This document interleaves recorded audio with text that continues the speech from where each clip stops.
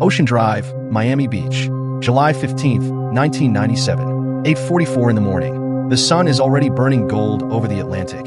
And in 9 minutes, one of the most famous men on earth will be dead on his own front steps. This is not a theory. This is not fiction. This is exactly how it happened. His name was Gianni Versace. Born in Reggio Calabria, Italy, in 1946, he built an empire out of silk, leather, and pure audacity.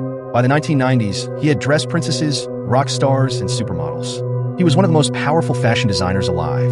His home, Casa Casuarina, sat right on Ocean Drive, a Mediterranean palace in the middle of South Beach. That morning, like almost every morning, Versace walked a few blocks to the news cafe for coffee and magazines. He had no bodyguard. In Miami, he felt safe. He felt like himself. He was wrong. Waiting near the gates of his own mansion was a 27-year-old man named Andrew Cunanan. Cunanan was intelligent, charming, and a compulsive liar who had spent his life inventing identities that were never quite real. By July of 1997, he was something else entirely.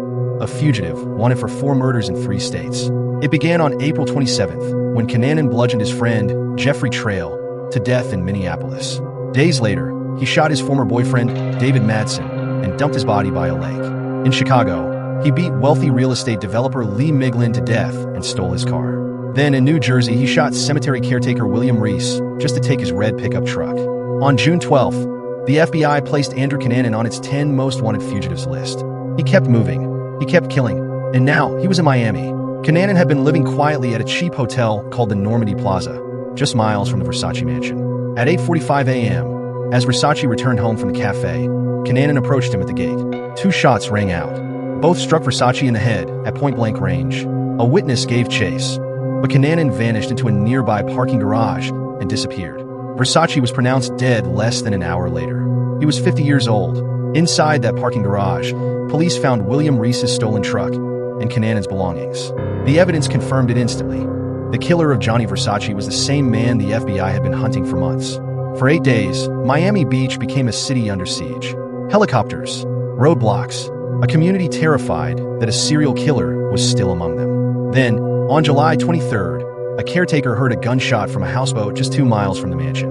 Inside, police found Andrew Cunanan dead, by his own hand, with the same gun that had killed 2 of his victims. The manhunt was over. The questions were not. To this day, investigators have never confirmed why Cunanan chose Gianni Versace. Some believe the 2 men may have crossed paths years earlier in San Francisco. Versace's family has always denied they ever met. Federal investigators have suggested Cunanan may simply have been targeting prominent gay men. This remains a theory, never proven fact. What is certain is the grief that followed. The fashion world mourned publicly. Versace's partner, Antonio D'Amico, and his sister, Donatella, carried his legacy forward. A man who built his life on beauty was taken by a stranger who built his on lies. Nearly 30 years later, one question still lingers in the Miami heat. What really connected these 2 men? And will we ever truly know the truth?